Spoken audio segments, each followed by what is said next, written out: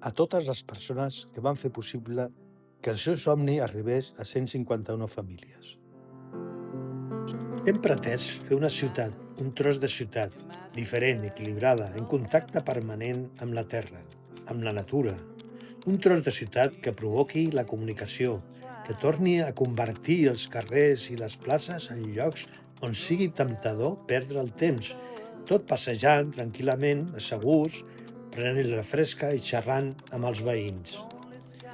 Fragments de l'editorial del butlletí informatiu número 5 d'octubre del 1983 de la Cooperativa d'Habitatges Can Carreres.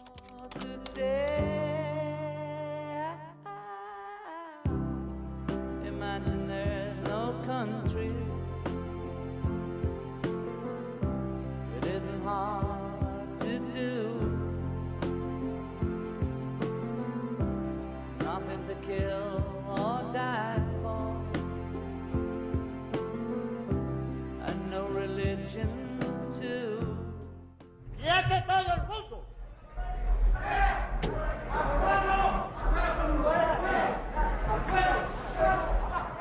El sol ilumina el estadio. El Partido Socialista Obrero Español ha obtenido el respaldo mayoritario del pueblo español. Senyores i senyors, bona tarda.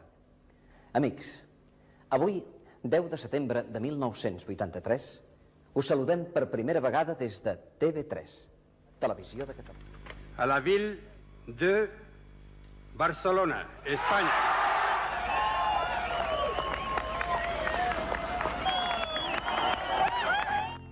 En aquest context transcorre la nostra història, que ens expliquen algunes i alguns dels seus protagonistes. El projecte va anar engrescant a molta gent i allà es va generar una il·lusió col·lectiva. Ens va fer molta il·lusió. Esto fue porque mi señora, pasando un día por la Plaza de Cataluña, vio una maqueta de casas que la encantó. El projecte de la cooperativa de Can Carreres era molt il·lusionant. Vaig trobar aquest projecte molt interessant i sobretot molt il·lusionant. Va ser una idea molt bonica de buscar un lloc on viure. Me ilusionó mucho el proyecto en su principio para nosotros hace tantos años. I una cosa que jo crec que va ser determinant, fos il·lusionant, és que érem joves. I llavors diem, per què no muntem una cooperativa? Doncs vale. I la muntem. But I'm not the only one. I hope someday you'll join us and the world will live as one.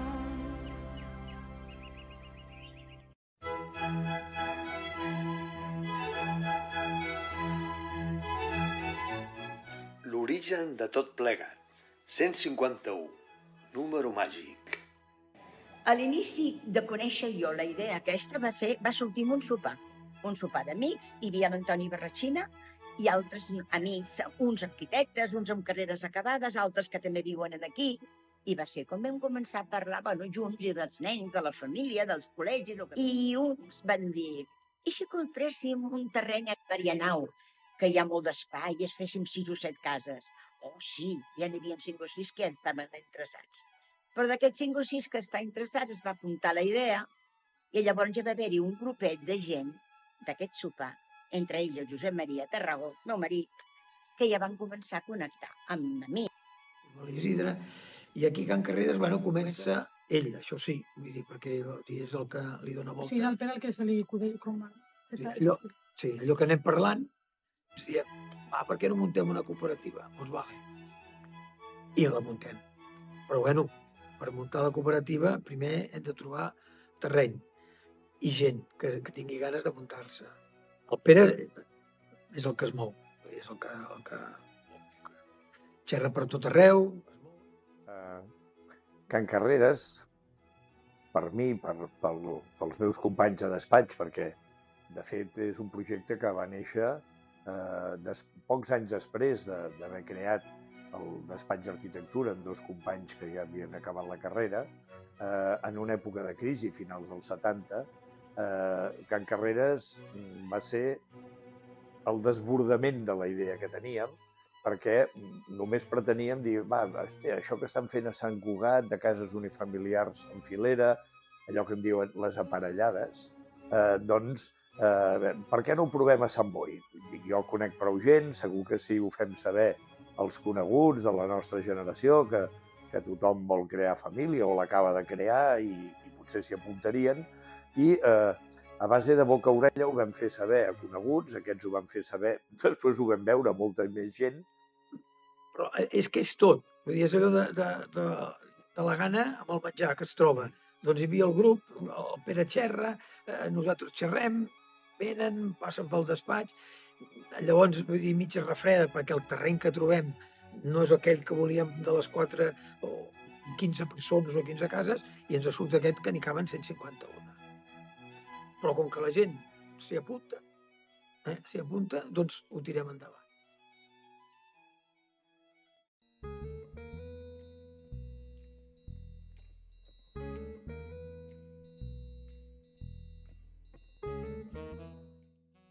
El projecte, com i per què? Llavors, el projecte sí que el faig jo.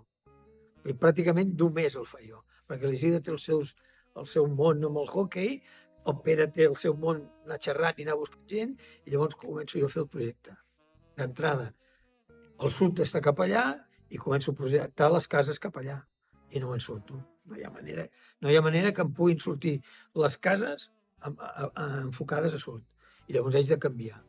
Haig de canviar i les haig de fer d'est a oest i tal com són. Perquè a la pendent en sortien unes seccions i unes formes impossibles. Llavors començo a veure que la solució, encara que enraqui, doncs és est-oest, l'eix aquest. Parlem entre tots en el despatx. No hem de fer una casa, hem de fer... I em faig, de cases de 7 metres, em sembla que en arribo a fer, jo diria que 3, que al final només són 2, i de cases de 5, més. Només és un al final, Però de cases potser també en faig 3 i 3 de les altres.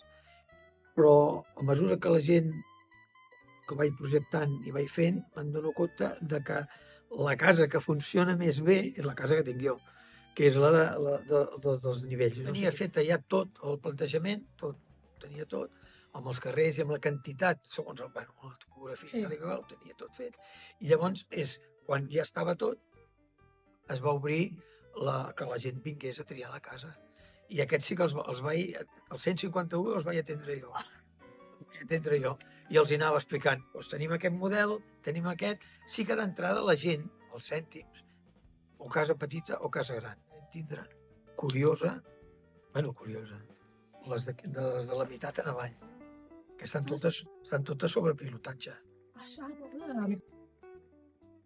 15 metres, Què dius? El més bèstia, 15 metres. Que jo al·lucinava, perquè les llàceres de lligament, jo hi passava pel mig de la llàcera caminant. La comuna la vam triar nosaltres, perquè la rajola comuna cara no sé si es fa. Aquesta... La placat. Sí. La placat és rajola del més barat que hi ha, Sí. Sí.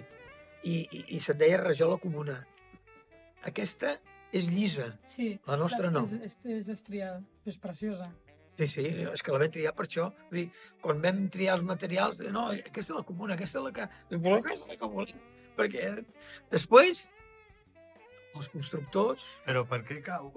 Aquí, després els constructors... Perquè és la mateixa del Walden, no? No. No. Sí. Aquest no és resilla, perquè aquesta és resilla, no? Resilla comuna, sí. Però per què cau? La paleta no posa un execució. No? Jo a casa he tingut la sort que no me n'he caigut. I la meva la va fer el Mirandol. No la va fer el Lluís Parés. No entens, Mirica? No entens. Como era un proyecto muy singular y en San Boi no se conocía algo similar. No només la gent va poder escollir el model d'habitatge i alguns elements de la distribució interior, sinó que vam entrar en la dimensió desconeguda que va ser triar els acabats.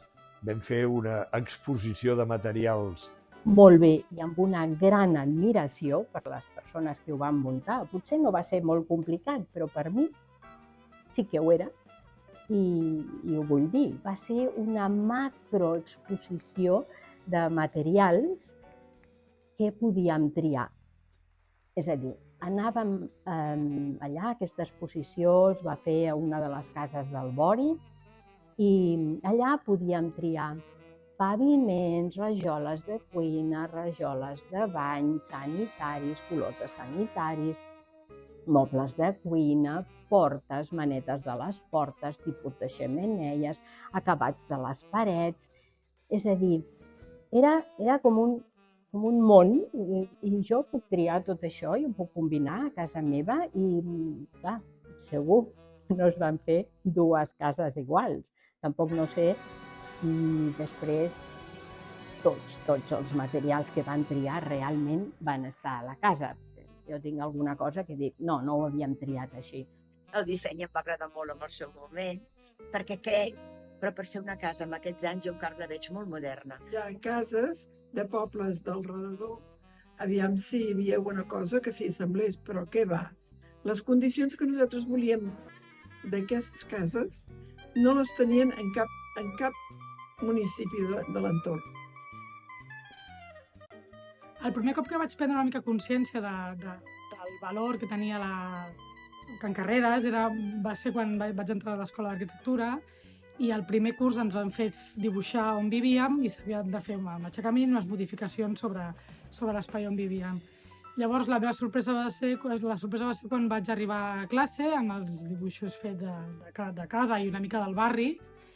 La sorpresa dels professors en veure com era aquella casa, quina era la formació que corresponia a tot el barri i em recordo que em van fer moltes preguntes, molt encuriosits, per saber què era aquell barri, com havia funcionat, perquè ja em van fer la pregunta de que era una cooperativa, però això com ho saps? I recordo la grata sorpresa de la qualitat i nivell arquitectònic que representava tant el barri com el model de la casa. Les característiques d'aquestes cases eren bàsicament, jo crec que els tres punts a destacar serien primer l'ús de materials nobles i senzills, però a la vegada molt honestos, no? L'obra de fàbrica, la tova ceràmica per alicatar acabats i fer terrats. Per altra banda, en quant a geometria d'aquests espais, és interessant veure com els nivells per separar espais. Ja sé que a molta gent això potser li sembla incòmode, però respon a una solució estètica que correspon a una època. I ara està tornant un altre cop com a reivindicar-se aquesta arquitectura blanca, mediterrània. Després, la geometria, jo crec que aquests testers acabats amb aquestes dues aigües, la coberta de teula, el recuperar el terrat amb la possibilitat de tancar a posteriori, jo crec que són elements també a tenir en compte, no? Aquesta intenció per part de l'estudi d'arquitectura de que la casa pugui evolucionar amb la gent que hi viu a dins, no? Ara en som dos, a mi em recorda molt la disposició com a barri a un projecte que té Sisa a Portugal, que es diu Quinta Malagueira, en el qual el concepte és, en aquest cas Sisa havia de fer un barri sencer, que és una mica el que es feia a Can Carreres, i perquè no quedés tota una seqüència igual de cases seguides, unes al costat de l'altra, que corresponen molt a l'època, no? Aquestes unifamiliars que eren totes iguals, paquets. Aquí apareixen 3 models diferents de vivendes, no? Que tenim la A, no recordo el nom que li van posar a l'obrador, A, B i C. Llavors, com aquestes vivendes primer s'adapten a les necessitats de cada família, podies escollir el model que més s'adaptava a les teves necessitats. I després, a nivell urbanístic, aquest joc de desplaçament de les vivendes fa que no tingui aquesta sensació de monolit, sinó que és realment unes construccions que parlen soles, no? Que modulen i configuren el barri. I després la referència per mi a nivell formal també és una mica es veu des de Can Carreres, no? Que és l'edifici de Bofill. Jo crec que a nivell de materials i també com a concepte de barri, no? Aquesta sensació com de... En el cas de Bofill és l'edifici vertical i en el cas de Can Carreres tenim cases unifamiliars on hi ha també serveis comuns on la comunitat participa i fa pinya, i fa barri, i fa veïnatge, no? Que és en el cas de Can Carreres tenen el local social al mig, en el cas de l'edifici de Bofill tenen totes aquestes les plantes amb locals i les piscines a les plantes cobertes. Llavors, per mi són dues referències molt properes i una miqueta anteriors o paral·leles a Can Carreres que fa que competeixi i que tingui encara més valor a nivell arquitectònic, no?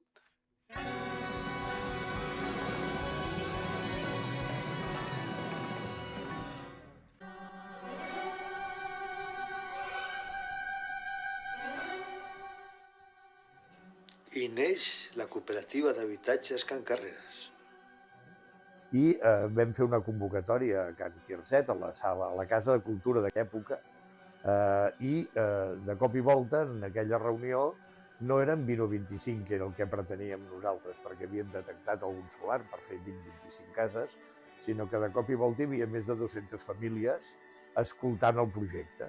Ens va desbordar. I allà es va generar una il·lusió col·lectiva per tirar endavant aquell projecte.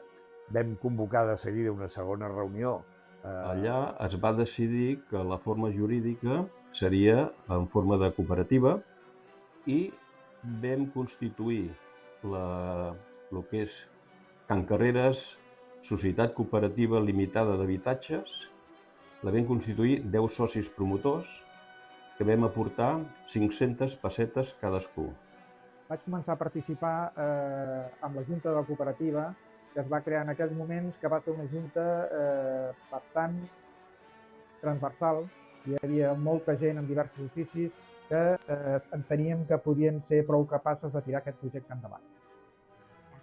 Vam assistir a una de les primeres, jo no sé si va ser la primera o una de les primeres assemblees informatives que es va fer al poble. Vam sentir, doncs, ens va agradar.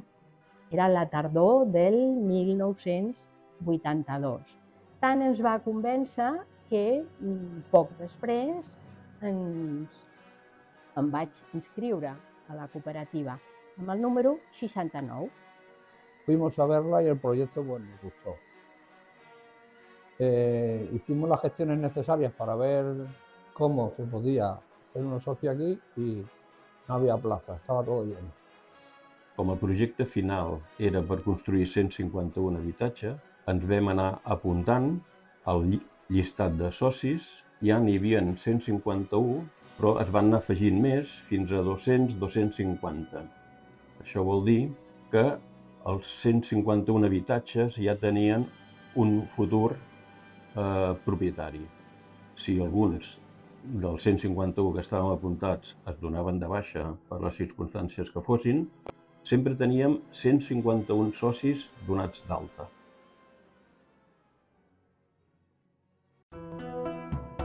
Assemblees, comissions, butlletí informatiu, espais on compartir. Clar, allò va comportar moltes reunions. Havíem ja creat comissions. Hi havia la comissió de festes perquè organitzàvem una festa a l'any i altres trobades aquí al mateix terreny, que anava molt bé perquè així ens anàvem coneguent entre tots.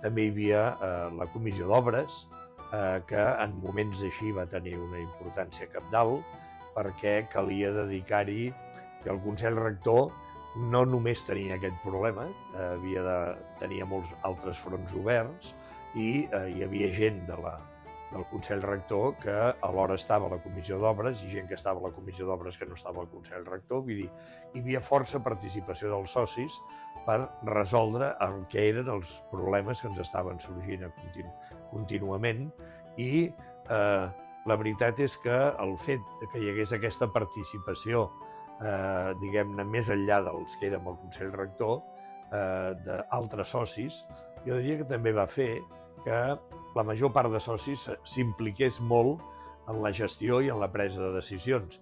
Va ser una època en la que fèiem assemblees generals de forma molt continuada per compartir al màxim les decisions. Quan es va constituir la cooperativa, jo vaig ser un dels que ens vam apuntar voluntaris a la Junta Rectora per ajudar a tirar endavant el projecte.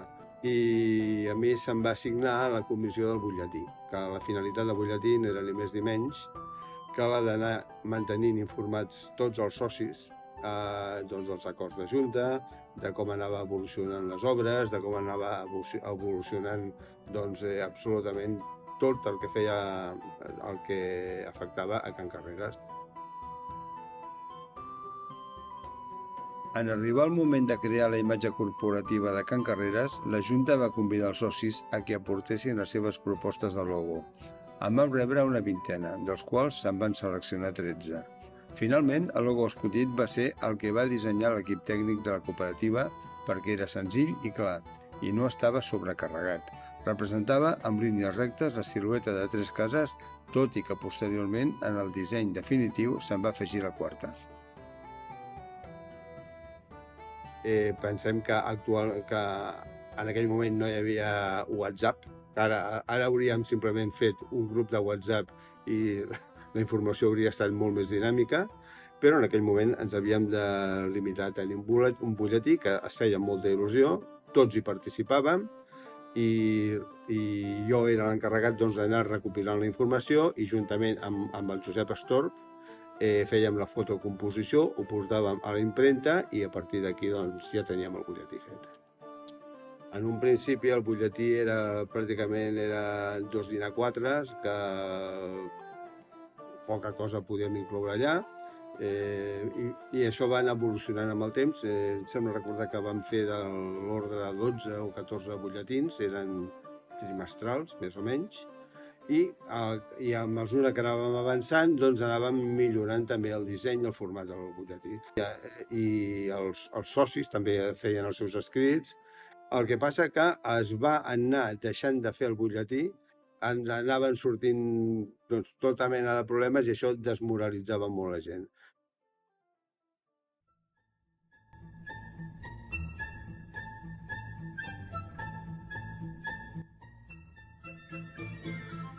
Posant fil a l'agulla, compra de terrenys i censos.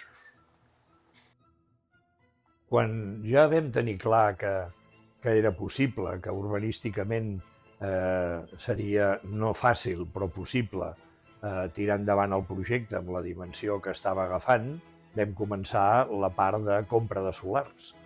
El pla parcial abarcava una superfície de 7 hectàrees i estava format per 23 parcel·les de 20 o 21 propietaris diferents, que vam anar lligant la compra-venta amb tots ells. Els que tenien una gran superfície, per exemple, 4.000, 5.000, 6.000 metres quadrats, aquest relativament va ser fàcil perquè tocaven bastants diners. El preu que els hi vam oferir va ser 40 pessetes al pam, o sigui, 1.000 pessetes al metre quadrat. Per tant, aquell que tenia 5.000 metres eren 5 milions de pessetes. La bona estratègia que va portar el Pere va ser lligar, en principi, els grans propietaris. Per què? Perquè en el moment en què teníem ja el 60% del pla parcial comprat, en cas de que alguns dels altres es neguessin, la llei ens permetia anar a una expropiació forçosa, cosa que lògicament no volíem i preferíem anar negociant també amb els petits propietaris. I al final vam aconseguir tindre el 100% de la propietat. La inversió total dels terrenos va ser uns 70 milions de pessetes, que era el que estava previst. I ens vam trobar amb la primera gran dificultat, que la major part de terrenys tenien censos.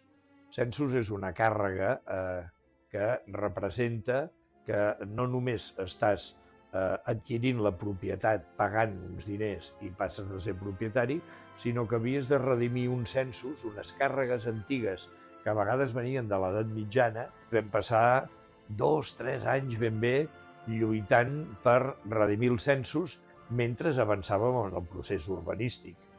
Vol dir que allò que urbanísticament podia ser, hauria d'haver estat una cosa ràpida, aprovació de pla parcial, ràpida vol dir un parell d'anys, no ens enganyem. Això ens havien dit els tècnics de l'àrea metropolitana. Doncs es va allargar moltíssim, entre que els tràmits urbanístics no van ser tan senzills i el tema dels censos. Vol dir que fins que no redimíem els censos no podíem executar el projecte de reparcel·lació que ens atorgava, diguem-ne, el dret a ser, com a cooperativa, propietaris de ple dret de tot el sòl i començar a construir. Recordo molt que això va portar els primers problemes interns dins de la cooperativa, perquè lògicament hi havia socis que s'havien apuntat convençuts que els terminis dels que parlàvem es complirien i van començar d'alguna manera o a donar-se de baixa o a qüestionar els que estaven portant, els que eren membres del Consell Rector i estaven portant la gestió de la cooperativa. Había situaciones difíciles de levantar, pero todo se fue consiguiendo, todo se fue haciendo, éramos muy constantes y a las dificultades que se nos ponían legales e incluso de otros tipos, los fuimos resolviendo.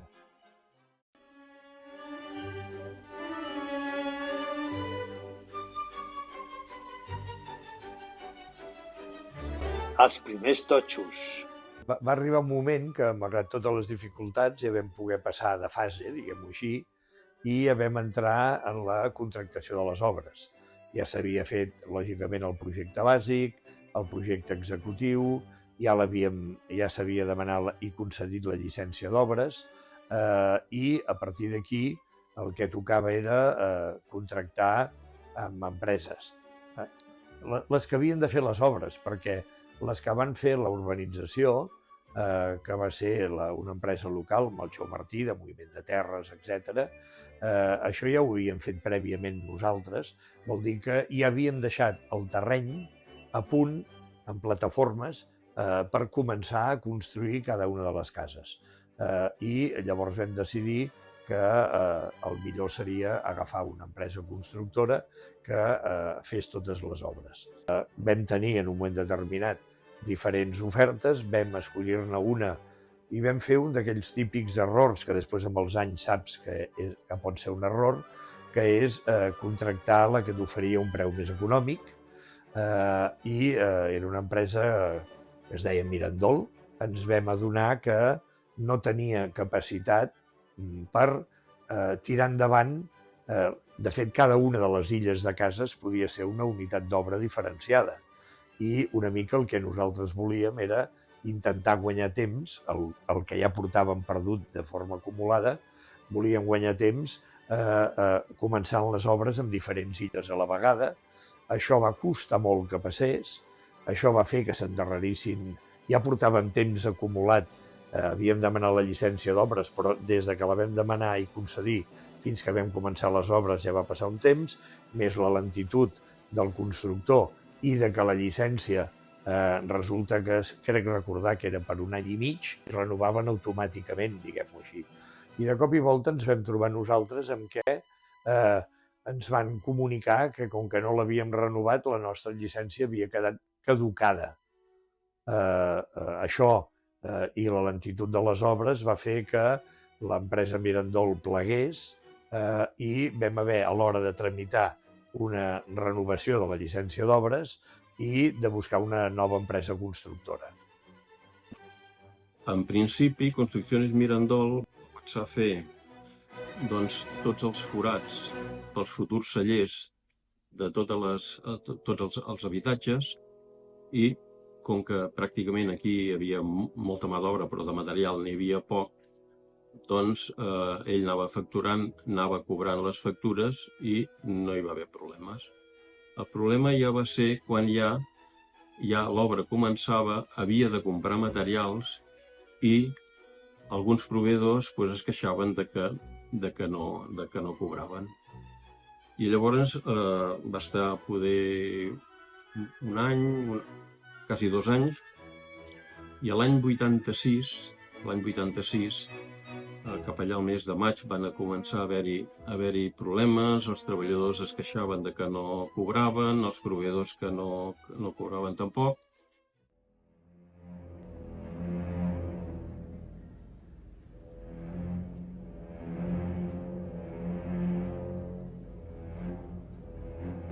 Aturada d'obres. Construcciones Mirandol, al juliol del 86, se li va rescindir el contracte via notarial. Llavors, els treballadors, en aquell moment, la cooperativa els hi va fer un préstec de 4 milions de pessetes, perquè alguns encara tenien unes nòmines atrasades. L'advocat dels treballadors es va comprometre a no posar una demanda contra la cooperativa, sinó només contra l'empresa, però al final va posar la demanda contra l'empresa, també contra nosaltres, contra la cooperativa. Això va ser el juliol del 86 i al desembre del 86 la sentència de magistratura ens obligava a readmetre els 60 treballadors. Econòmicament això ens va costar 39 milions de pessetes, però no eren els 60 treballadors, sinó que eren uns 25 treballadors els que al final vam tindre que readmetre i van ser els que van continuar l'obra. En aquell moment la cooperativa es va convertir en promotor i constructor a la vegada, perquè tenia els treballadors amb nòmina i havíem de comprar els materials. Què passa? Que els materials els havíem de comprar amb empreses que havien vengut a l'anterior constructor i que tenia un deute penjat. Llavors no volien córrer cap risc amb la cooperativa, que va ser un dels problemes que vam tenir, i pràcticament s'havia de pagar tot el comptat. Però va ser molt dificultós d'aconseguir crèdit per part dels proveïdors.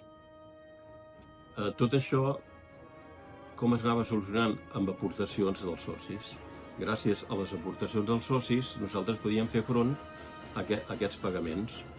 Vam utilitzar el sistema d'endossar rebuts dels socis. Clar, cada mes hi havia 151 rebuts, que eren uns 6 milions de pessetes, i llavors portàvem rebuts a 30 dies, o a 60 dies, o a 90 dies, i anàvem creant aquesta tesoreria. Havíem arribat inclús a fer 180 dies de finançació, o sigui que els bancs tenien els rebuts de 180 dies, i amb això creàvem la tesoreria que necessitàvem perquè el crèdit oficial encara no venia. Teníem la sensació que un cop triat el model de casa, la situació de la casa i tal, tot ja seria bufar i fer ampolles. No va ser. No va ser d'aquesta manera i van venir molts problemes que van anar endarrerint tot el procés. Vam entrar en judicis dels treballadors de Mirandol contra Mirandol que es van acabar resolent de la pitjor de les maneres, que és que vam acabar convertint-nos en empresaris. I llavors, esclar, tot anava encarint-se i un projecte que anava adequat més o menys als nostres números es va començar a fer més costós i va ser una angoixa de dir què farem, ens esborrem, continuem, però la tossoneria carreriana és el que aquesta va seguir i no, endavant, ho traurem endavant, però sí, van ser angoixes. Amb tots aquests endarreriments, la nostra família havia canviat. Necessitàvem més espai. No podíem, sí que podíem, però se'ns feia difícil anar esperant més anys. Més d'una vegada vam fer la pensada de deixar Can Carreres. En algun moment, fins i tot, havíem escrit ja una carta de renúncia. Llavors, la il·lusió va anar cada vegada a menys, fins a arribar a un 30, un 20% total, que al final... Personalment vaig veure que el tema s'allargava una mica i ja pràcticament tenia la vivenda en la que vivia en aquells moments, ja la tenia venuda. Llavors el que necessitava era realment tindre la nova vivenda. I com que, repeteixo, notava que això s'allargava massa, doncs al final vaig tindre que sortir de la cooperativa. Perquè aquí vaig deixar moltes amistats, molts amics i feina, res de per això. Ja nosaltres estàvem també molt decebuts. Però l'empeny i les ganes de tirar endavant el projecte van dur a terme això que ara en vim, que és molt il·lusionant i que hem recuperat la il·lusió de l'inici.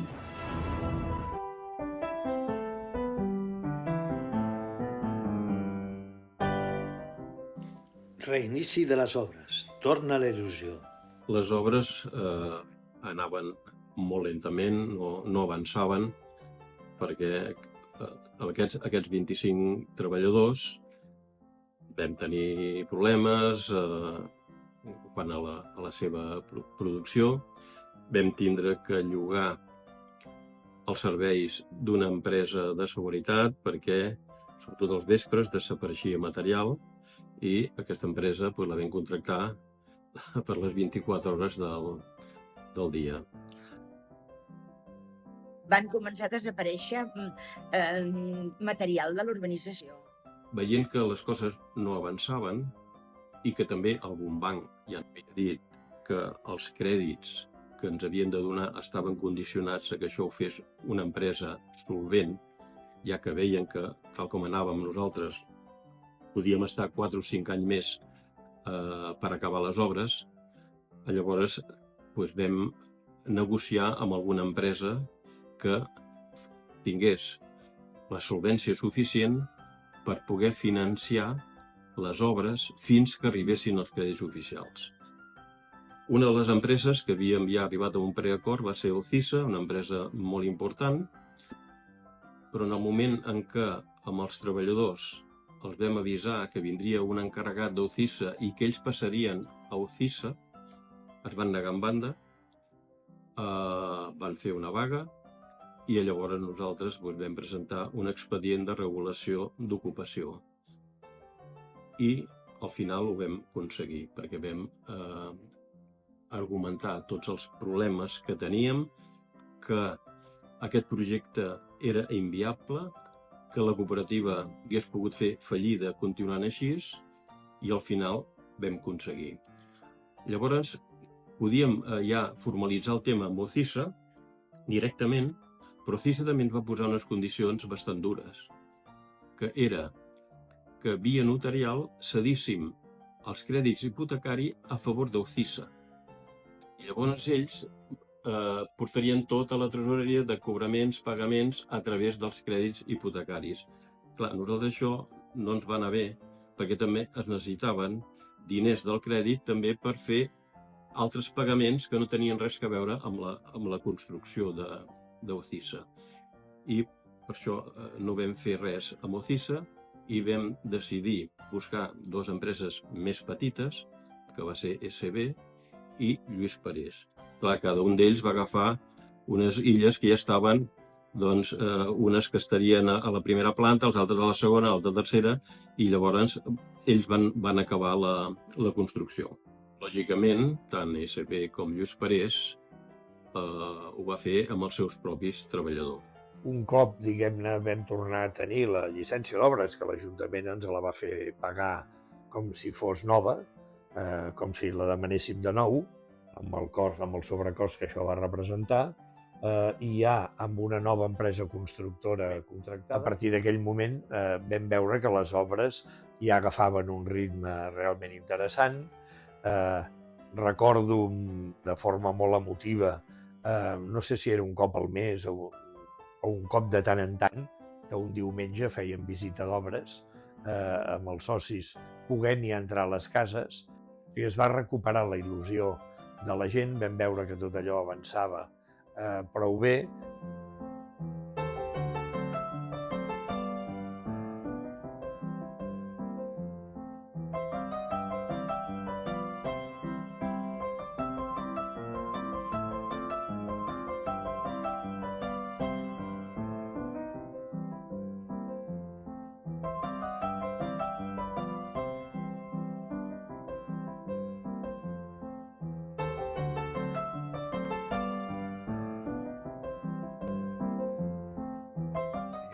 iniciamos otra vez de nuevo las obras.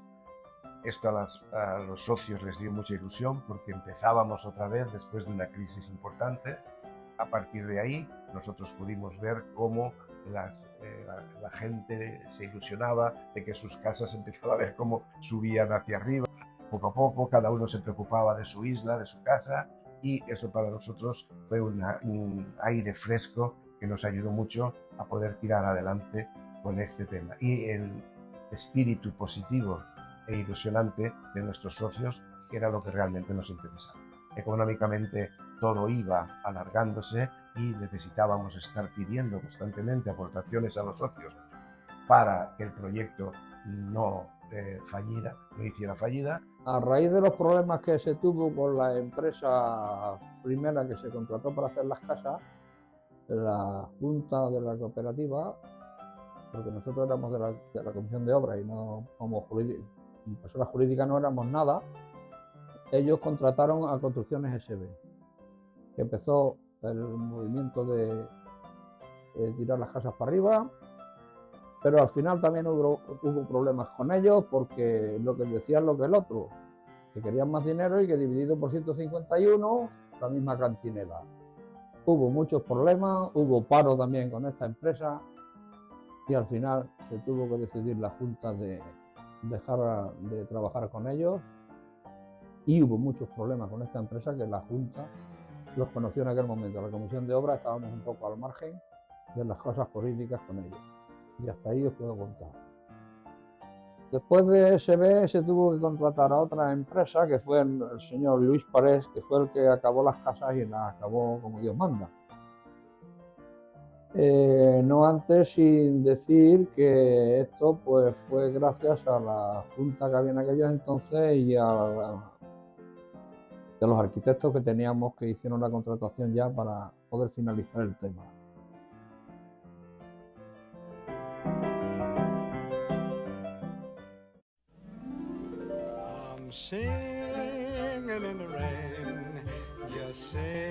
I per fi anem a viure a Can Carreres.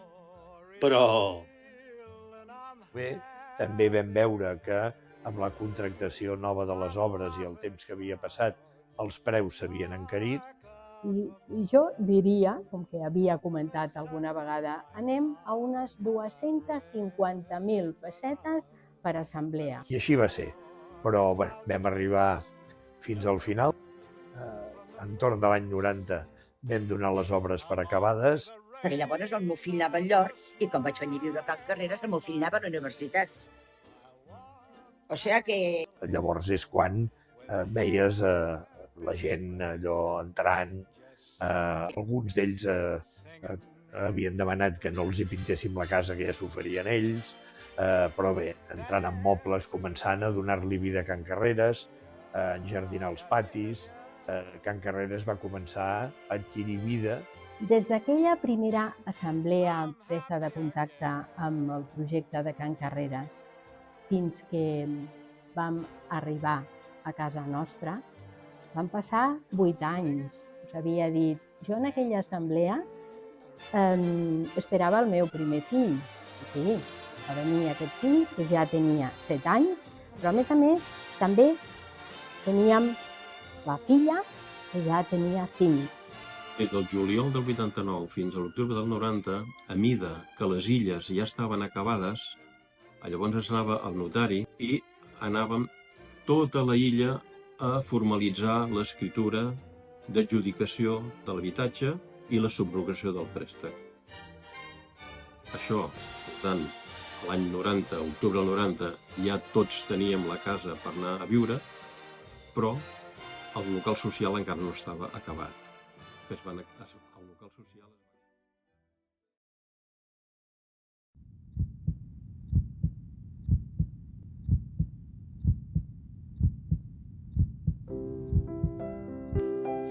Al cor de Can Carreres, el local social. Clara i tranquil·la, hi ha la lluna que fa llum pels convidats.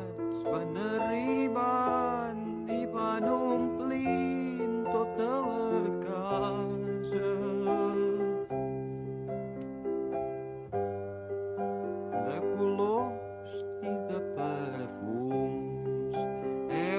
Snoopy, a Blancaneus, en Pulgarcito, els tres porquets, el gos Snoopy i el seu secretari Emili. Perquè això havia de ser l'ànima total de tots. I el local està fet pel Josep Lluís Martí. Llavors, Qui és aquest?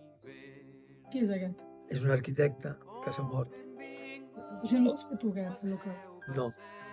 Aquí sí que vam participar-hi, perquè el Josep Lluís Marçó llavors era estudiant i treballava com a delineant. Però avui ens sap greu perquè era molt jove que nosaltres i el Covid se'l va dur, sí. I sé que en parlàvem, la forma elíptica d'aquí en parlàvem, i jo li deia no, i deixo l'oberta per aquí, clar, perquè vull dir, no, era estudiant. I llavors vull dir, però el local social era una mica el que és. I l'home llop, i el comte Dràcula i Tarzan.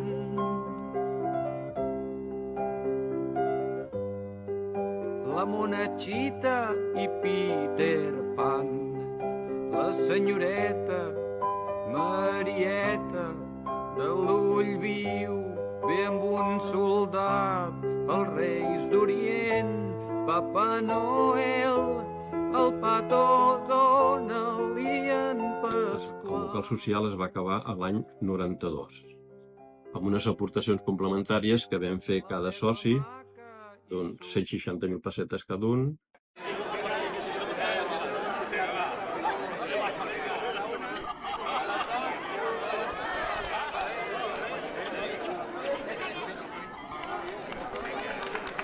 Los representantes de las islas, queríamos daros la bienvenida, agradeceros que por fin podáis estar aquí entre nosotros, que el estar todos juntos en este momento indica que hemos logrado y hemos conseguido algo que nos habíamos propuesto, y a continuación, de una forma muy breve, voy a dar paso a Antonio, que nos va a explicar de alguna manera, nos va a conjurar algo de nuestra historia de una forma con humor, o sea, lo que es en clave de humor, algo de la historia de Can Carreras. Intentaré fer un resum. L'AUCA de Can Carreras. Cap a l'any 82, fa gairebé 10 anys, una colla de companys van fer un projecte ambiciós. I en gran solemnitat, aquest local estrenem. Enhorabona a la gent que hi haurà participat. Representando de nuevo a la cooperativa. Un aplauso para todos vosotros, que sois los que habéis hecho posible que esto lo podamos...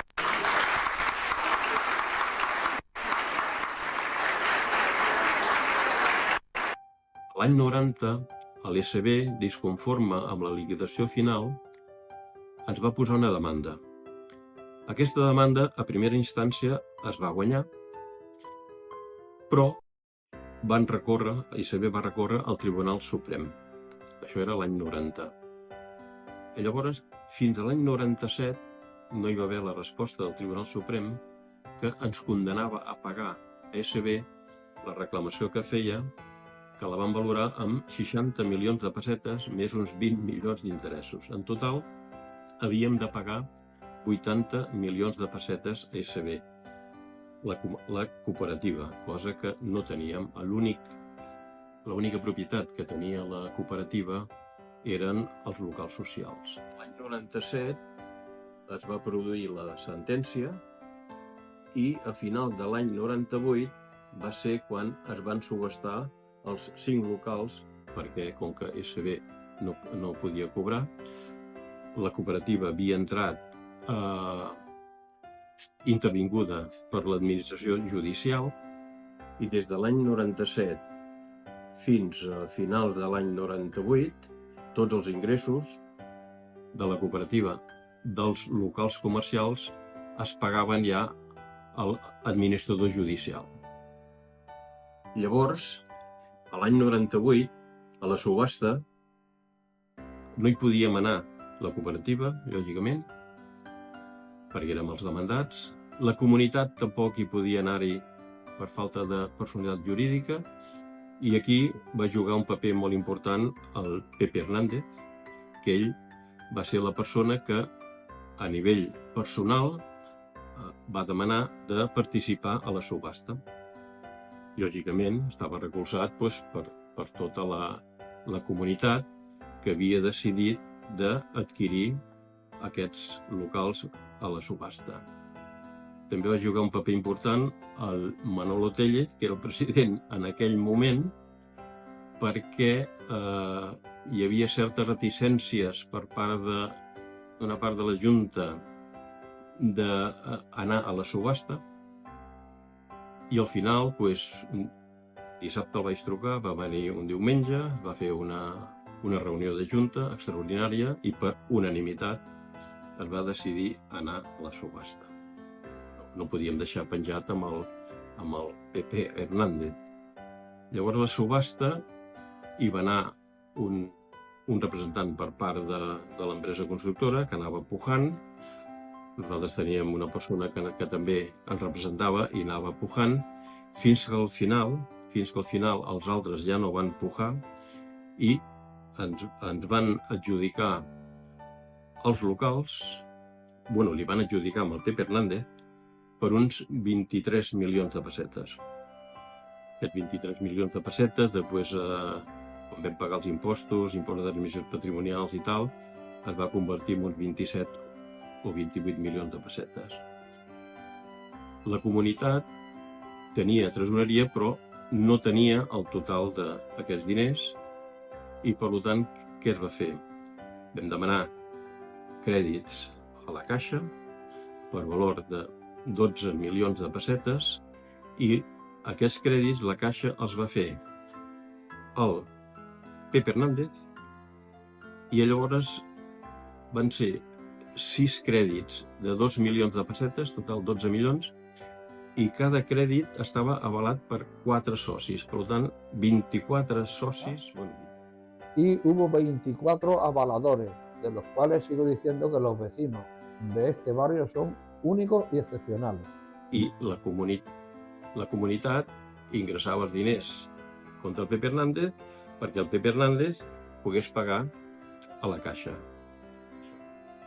La subhasta dels locals va ser l'any 1998, que se li van adjudicar amb el José Hernández, i ell va cedir el dret de remat d'aquesta subhasta a favor de la comunitat de propietaris. I d'aquesta manera, des d'aquesta data, la comunitat és propietària dels 5 locals. I l'any següent, el 1999, ens vam donar de baixa de l'impost d'activitats econòmiques a l'Ajuntament de Sant Boi perquè ja la cooperativa ja no tenia cap activitat. No obstant, faltava el que és la dissolució final de la cooperativa, que això no es va fer perquè era un tema molt complex administrativament, perquè molts dels càrrecs ja estaven caducats, s'havien de renovar, i finalment el Departament de Treball d'Ofici va donar de baixa definitiva Can Carreres Societat Cooperativa Catalana Limitada, i això va ser a l'any 2007, que recordo que li vaig passar una carta a la Carme Farell que em va fer molta il·lusió perquè ja havien acabat tots els problemes de Can Carreres Cooperativa, de la qual ella va ser l'última presidenta que va acceptar el càrrec en uns moments molt difícils i ho va fer amb molta valentia i responsabilitat. I aquí acaba la història. Això és un pla parcial. D'un sol propietari, cap problema. Però clar, l'Ajuntament es va obligar, quan en principi semblava que no, a urbanitzar la plaça aquella que hi ha allà. I bueno, jo no la trobo malament, perquè per les poques peles que hi havia, tota aquesta zona activa que hi ha aquell camp, ens obligava a pagar-ho nosaltres, em sembla. El ayuntamiento nos pedía 40 millones para urbanizar la plaza. Y mira por dónde alguien de la comisión vio que ese dinero ya se había dado en su día. Con lo cual automáticamente, con el señor Javier Pérez, fuimos al ayuntamiento a ver al alcalde para decir que ese dinero se había dado y que dónde estaba ese dinero. El alcalde llamó a un tesorero y le dijo: Manolo, mira dónde está este dinero. Al final nos devolvieron el dinero con intereses, que subió a 60 y pico de millones y hicieron la plaza. pues no sé qué hubiese pasado si no se hubiese estado la comisión de obras con la Junta. Lo mismo no hubiesen clavado otra vez el dineral, pero bueno, son anécdotas que cuento porque me recuerdo de los problemas que tuvimos.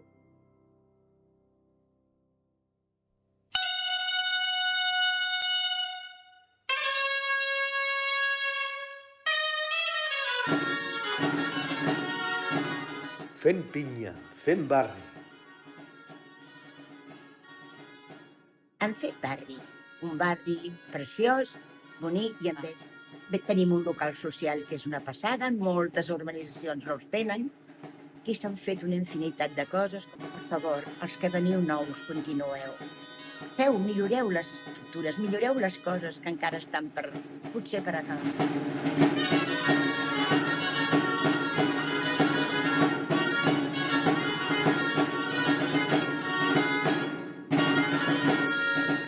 I la veritat és que hem tingut una acollida boníssima amb tots els veïns i ens encanta viure aquí. Tenim molts espais en què gaudir del barri. Sí, la casa a més s'adapta, se'ns adaptava perfectament a la nostra situació familiar. A part de tot l'entorn, que ja també coneixíem, nosaltres tenim la casa al costat de la plaça i a més tenim amistats que ja viuen aquí de petits. I això ens ha portat a integrar-nos d'una manera ràpida. Sí. Jo vaig venir... Ara estava fent números, clar, i fa gairebé, entre una cosa i l'altra, 30 anys que visc, en diferents períodes, perquè vaig venir un temps fora. I ho he viscut des de nen, quan jo vaig venir, que era una mica més salvatge tot, perquè la nostra zona de joc, sobretot, era la carretera. A la carretera jugàvem a futbol, i els diferents moments que vam anar creixent, anar coneixent gent del barri, i de fet vam fer un grupet molt maco de gent d'edats molt diferents, que potser jo tenia 10-12 anys i el més gran potser tenia 18-19, vull dir, i tots els nens ens vam juntar i fèiem activitats, jugàvem tot el dia, els estius eren meravellosos, aquí ens passàvem tot el dia jugant. Que xulo. Aquesta és la primera fase, que la recordo amb molt carinyo. La segona va ser quan ja vaig tornar els meus pares van morir, llavors la casa va quedar buida i jo vaig venir a viure. I ara que tinc els nens, doncs torno una miqueta a viure una mica la idea romàntica inicial del barri, que el que parlàvem abans no es tracta de 150 famílies que han vingut aquí a viure i ja està, sinó que hi ha com un projecte, moltes activitats compartides, una idea d'això, de comunitat, d'amistat, ho heu vist a la plaça els dies que veniu, no? Que al final ens trobem, tot i que no hem coincidit massa, és veritat, curiosament, però al final aquí la plaça és un punt d'unió i ens trobem. És veritat, jo ara potser ho estic tornant a viure amb més intensitat i potser sempre ha estat així, però ara ho he detectat jo. Ha vingut molta gent amb crios petits que potser no tenen aquesta idea i quan arriben se sorprenen.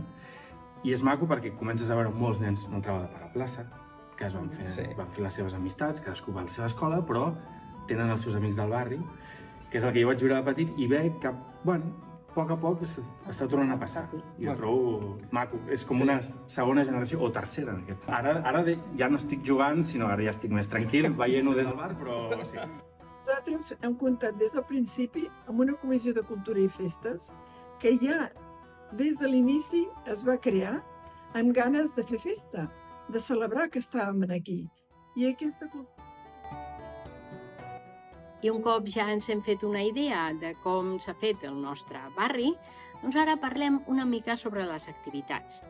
Les que es fan, les que es van fer i ja no es fan, i les que s'han fet i perduren i segurament perduraran al llarg dels anys. Aquí té una importància molt gran la Comissió de Cultura i Festes. Ha estat sempre integrada per diferents grups de veïns, de veïnes, que durant un temps més o menys llarg doncs, han deixat el seu temps, les seves ganes, la seva il·lusió, en anar muntant activitats que ja han esdevingut clàssiques. Per exemple, la nostra festa major, que sempre es fa el primer cap de setmana del mes de juliol. encara que ja una mica abans, la nit de Sant Joan, ha donat entrada a les festes d'estiu. A la festa major es fa un munt d'activitats. L'any 1996 es va fer el primer concurs de cartells per a la festa major. Va participar un munt de veïns, de veïnes. Després concursos de pintura ràpida, concursos de petanca, moltes activitats que després, al final de la festa, tenien un premi, un reconeixement. Durant tota la festa, aquestes pintures, aquests cartells, tot això estava exposat al local social. La primera activitat, per començar la festa, el pregó. Aquest pregó, al llarg dels anys, ha anat passant per alguns veïns, alguns grups de teatre, grups musicals. Cada any ha tingut un missatge diferent. Després del pregó, una actuació musical i l'endemà activitats vàries. Curses, xocolatada, tot d'activitats que posaven a grans i a petits junts, festes de l'escuma, també recordo. Una festa major amb els nostres propis capgrossos, fets per l'artista Andreu Bosch. La festa major algun cop ha comptat amb la visita de la colla gegantera del poble i amb la ja malauradament desapareguda colla castellera de Sant Boi. Per mi, una activitat estrella de la festa major ha estat i és el sopar de germanor. Jo trobo que compartir aliments uneix molt, fa comunitat. Això d'anar sempre a tastar aquells plats que t'agraden, que saps que aquella veïna, que aquell veí fa, doncs és molt agradable. I després del sopar de germanor, doncs, un ball de festa major com els de tota la vida, amb rifa inclosa, amb grup de música en directe. Per l'últim dia, després d'haver ballat molt, doncs ens desperten els trabucaires i una bona cercavila pel barri i un vermut musical i a la tarda la festa de cloenda, lliurament de premis, actuació musical, ball de sardanes, és a dir, activitats vàries. I per acabar de tot, el castell de focs artificials. Una festa com cal.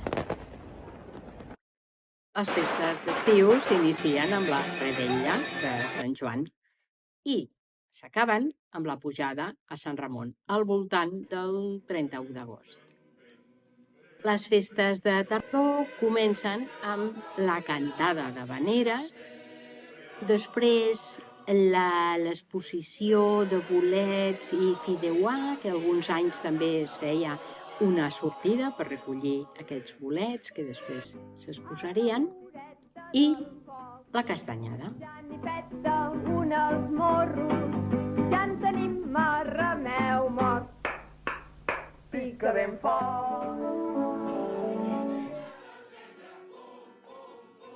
I ja ens endinsem a l'hivern amb la festa de Nadal, l'arribada del patge reial, del Pare Noel, la recollida de cartes, totes les criatures molt il·lusionades, el concert de Nadal de la coral Pedres Blanques i el brindis. També es fa la festa de Cap d'Any i, per suposat, el Carnestoltes. Va haver uns anys, ja fa uns quants, que eren uns carnestoltes molt elaborats. Hi havia unes comparses que treballàvem durant mesos, hi havia uns premis, o sigui, d'allò tenim un grandíssim record. I el trànsit de l'hivern a la primavera amb el sopar del Dia de la Dona. En aquest sopar sempre s'ha convidat alguna persona o algun grup interessant respecte al tema del feminisme. I ja ben entrada la primavera, doncs la festa de primavera amb un recital de poemes, música en directe, taller d'ikebana, exposició d'ikebana. Com a grups d'activitats estables podem comentar la coral.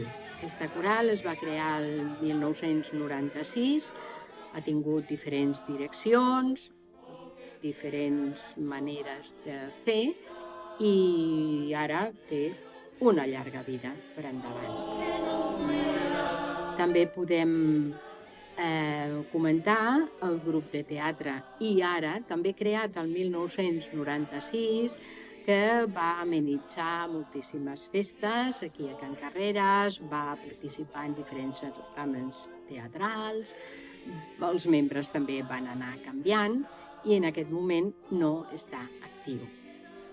I un altre grup, el grup No t'hi cansis, trescant per totes aquestes muntanyes, de prop i de lluny de Can Carreras. La colla de grallers, que va fer moltíssimes actuacions dins i fora del barri.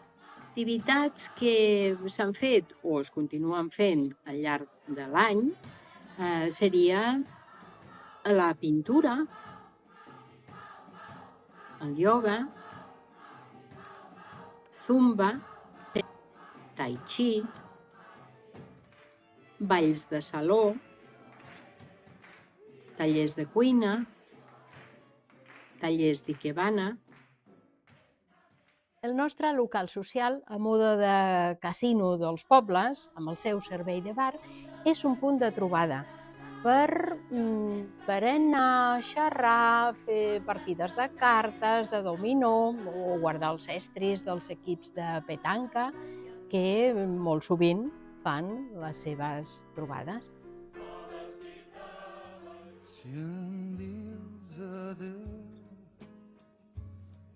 I per acabar, cal destacar la figura del nostre veí, l'escultor Andreu Bosch, que ens va deixar a la plaça la gran escultura Utopia. Va ser instal·lada i inaugurada, juntament amb els veïns, per l'Ajuntament. Uns anys després, aquest Ajuntament i el veïnat van retre homenatge amb la instal·lació d'una placa commemorativa. El que t'ha mancat en mi.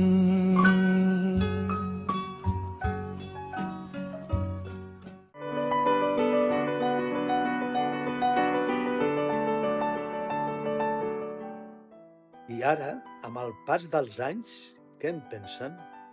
¿Qué balance se puede decir cuando un proyecto ha hecho posible que 151 familias puedan vivir más de 30 años con lo que supone eso de hijos, nietos, renovación en las propias casas de otras generaciones, que ha hecho posible y que en este momento sigue siendo un éxito? Y yo personalmente me encuentro muy satisfecho de haber colaborado, de haber participado, y para mí ha sido una experiencia única en mi vida. Darrere d'això hi ha patiment. Ara, fantàstic, lògicament. Una cosa que em sorprèn és que encara, avui en dia, gent que ve a casa, encara queden sorpresos de com són les cases, tipus d'urbanització, això de que hi hagi un local social, y els hi agrada. A pesar de todos los problemas que he contado, que son, digamos, anécdotas de los trabajos normales de tantas viviendas y tantas historias, al final ha valido la pena y que vivimos muy bien, por lo menos yo no me puedo quejar, y por lo que veo de los demás vecinos, como en estas casas no se vive en muchos sitios. Vam construir un barri que encara ara és el mirall del que vol dir fer una societat on la gent convisqui amb els veïns. Hem d'estar plenament orgullosos d'haver participat en aquest projecte. Va ser una aposta arriscada, però tal com ho van fer, mira, ens va sortir bé. Ara estem en un moment de la nostra vida, els que quedem d'aquella època, contents, feliços d'haver gaudit de tot això, dient, pues sí, és un projecte que vam fer amb il·lusió i el projecte s'ha acabat. L'experiència que tinc de viure en aquest barri doncs és molt satisfactòria i sempre tinc molt que agrair a totes les persones que s'han compromès i que han participat en la creació i manteniment d'aquesta cooperativa i d'aquesta comunitat. Ja em surt cooperativa, però és la comunitat de Can Carreres. I entre ells podria parlar de persones que ja no hi són en aquest barri, però aquest missatge va pels que som i el meu agraïment és per tots aquests. Res més. Llavors jo aquí voldria destacar, a part de la gran labor del Pere, la gran labor que van fer amb tot aquest projecte els arquitectes i els aparelladors, el Ramon Fuster, l'Isidre Gallofré, el Joaquim Aguilar, el Carles Fernández i el Manel Pérez. I també hi havia una complexitat administrativa que van portar molt bé tant la Anna Baqués com la Núria Fuster, i la part comptable que va portar el Manel Zambrano, que ell va portar la comptabilitat tant de la cooperativa com posteriorment de la comunitat. Al final podem dir, aquesta història està plena de problemes a milers. Ens ha costat molts diners, però haurà valgut la pena. Doncs, de totes les maneres, i després d'un fart de patir, ho vàrem aconseguir de viure a Can Carreres.